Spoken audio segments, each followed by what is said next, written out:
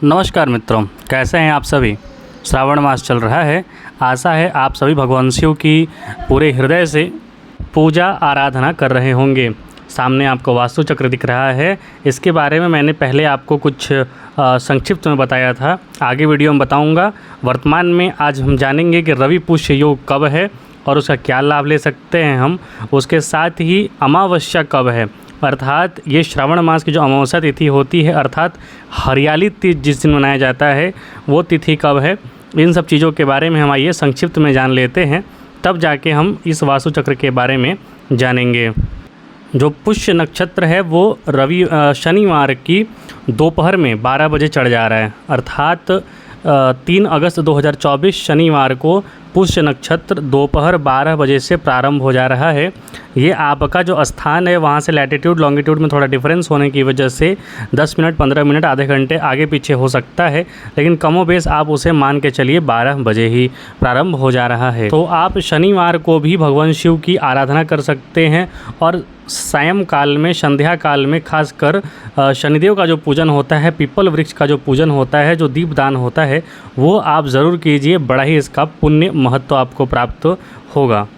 इसके पश्चात आप देखेंगे कि रविवार यानी कि 4 अगस्त 2024 को भी अमावस्या तिथि जो है वो शाम 5 बजे तक रहेगी और उस दिन जो पुष्य नक्षत्र है वो भी लगभग दोपहर के 1:30 बजे तक रहेगा। अर्थात जो रवि पुष्य योग है, अर्थात रविवार के दिन पुष्य नक्षत्र का योग पड़ना, ये बड़ा ही शुभ होता है किसी भी कार्य को प्रारंभ करने के लिए, मांगलिक कार्य करने के लिए, कुछ अच्छा खरीदारी करने के लिए। वो आपको मिल रहा है रविवार को एकदम सुबह से तो है ही, दोपहर के 2 बजे तक, लगभग 1:30 से 2 बजे तक आपका रहेगा, आपका शहर के अनुसार, मतलब उसको मान के चलिए 1:30 बजे तक रहेगा। तो आप रविवार को सुबह में अच्छे से कोई भी पूजा अर्चना कर सकते हैं, उसका लाभ मिलेगा आपको। या फिर आप कुछ नई खरीदारी करना चाहते हैं, नया कार्य प्रारंभ करना चाहते हैं, तो उसके लिए भी बड़ा ही शुभ मुहूर्त है। इसके साथ सबसे अच्छा बात ये भी है कि ये अमावस्या की तिथि पड़ रही है, अर्थात शनिवार की रात में ही अमावस्या चढ़ जा रहा है। एक होता है तिथि अमावस्या और दूसरा होता है दर्श अमावस्या, अर्थात जो रात्रि से लेकर चलते हैं हम, जैसे पूर्णिमा हो गया या फिर अमावस्या हो गया या फिर चौथ का जो व्रत होता है वो मुख्यतः रात्रि में देखा जाता है कि चंद्रमा उस दिन उगे हैं या नहीं, चंद्रमा उस दिन डूबे हैं या नहीं। तो ये रात्रि प्रधान जो पर्व होता है उसमें रात्रि का महत्व होता है। अर्थात अमावस्या का जो तिथि है वो शनिवार की रात को ही मिल जाएगा। अर्थात जो अमावस्या का जो पूजन होता है रात्रि वाला वो 3 अगस्त को ही होगा, लेकिन यदि आप 4 अगस्त यानी रविवार को सुबह यदि ब्रह्म मुहूर्त से पहले यदि पीपल वृक्ष के पास दिया जलाना चाहते हैं तो वो आपके लिए अमावस्या का तिथि जो है वो 4 अगस्त को भी रहेगा। अन्यथा जो अमावस्या है रात्रि वाला, जो जिसे दर्श अमावस्या कहते हैं हम, वो आपको 3 अगस्त यानी कि शनिवार को ही रहेगा और उस दिन पुष्य नक्षत्र भी रहेगा। तो आप उसका पूजन अवश्य कीजिए और लाभ प्राप्त कीजिए, भगवान का आशीर्वाद प्राप्त कीजिए। तिल दान कीजिए, तिल भगवान पे चढ़ाइए, सरसों तेल का दिया पीपल वृक्ष के पास दान किया कीजिए, वो बहुत अच्छा फल देता है। इसके साथ ही अगले दिन यानी कि 5 अगस्त को सोमवार है, तो आप जितने लोग सोमवार का व्रत करते हैं वो कीजिए, और जो नहीं करते हैं व्रत यानी उपवास नहीं रखते हैं तो वो कम से कम भगवान शिव के पास जाकर जलाभिषेक कीजिए, दूधाभिषेक कीजिए और जो भी चीज़ें चढ़ा सकते हैं आप, तिल, जौ, गुड़, उड़द या फिर मतलब जो भी चीज़ें आपको इच्छा अनुसार आप जो चढ़ा सकते हैं भगवान शिव पर, वो चढ़ाकर प्रणाम कर आशीर्वाद ग्रहण कीजिए। वैसे भी इस बार जो अमावस्या तिथि है या फिर जो पूरा श्रावण मासी है वो बड़ा ही अच्छा उत्तम संयोग लेकर आया है, तो पूजा कर आशीर्वाद प्राप्त ज़रूर कीजिए। और ये जो सामने आपको वास्तु चक्र दिख रहा है, ये आप सभी लोग तो परिचित हैं ही, नहीं परिचित है तो मैं बता दे रहा हूँ।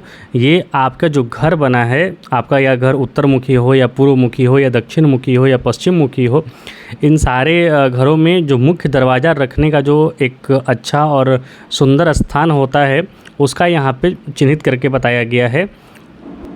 इसके लिए यदि आप वास्तु चक्र का, अपना घर का यदि आप डिस्कशन करना चाहते हैं या फिर आप उसका जानना चाहते हैं कि आपके घर का जो मेन गेट है, मेन डोर है या फिर बहुत सारी चीज़ें जो आपका सही स्थान पर है या नहीं है, तो आप उसके लिए मुझसे संपर्क कर सकते हैं। लेकिन उसके लिए आपके घर का मैप होना आवश्यक है और साथ ही साथ ट्रू नॉर्थ वहाँ का होना बहुत ही आवश्यक है। क्योंकि वस्तुतः होता क्या है कि आप जिसे पूर्व दिशा मानते हैं, जैसे कि आप सोच रहे हैं कि आपका जो मेन गेट है वो पूर्व दिशा में है, लेकिन हो सकता है कि आप जो सामने रास्ता जा रहा है उससे हो सकता है आप पूर्व दिशा में मान रहे हों।